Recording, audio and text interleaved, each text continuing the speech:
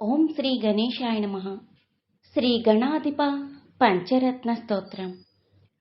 సురాగిలోక దుర్లభం విరాగిలోక పూజితం సురాసురై నమస్కృతం జరాపమృత్యునాశకం గిరా గురుం శ్రియా హరిం జయంతి యత్పదార్చక నమామి తం గణాధిపం కృపాపయః పయోనిధిం గిరీంద్రజాముఖాంబుజా ప్రమోదదాన భాస్కరం కరీంద్రవక్త్రమానతాగసంగవారణోద్యతం సరీసృవేషబద్ధకుక్షిమాశ్రయామి సంతతం శరీరకాంతినిర్జితాబ్జబంధుబాలసन्तతిం శుకాదిమౌనివందితం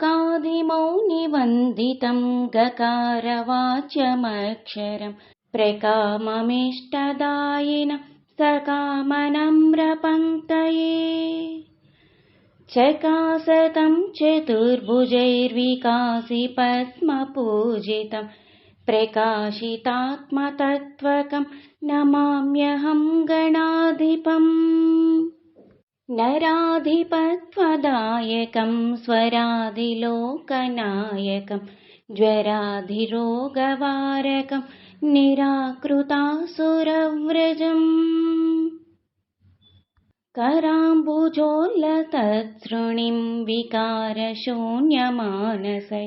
हृदा सदा विभावितं मुदा नमामि विज्ञपम् श्रमापनोदनक्षमं समाहितान्तरात्मनां समाधिभिः सदाचितं क्षमानिधिं गणाधिपम् रमादवादिपूजितं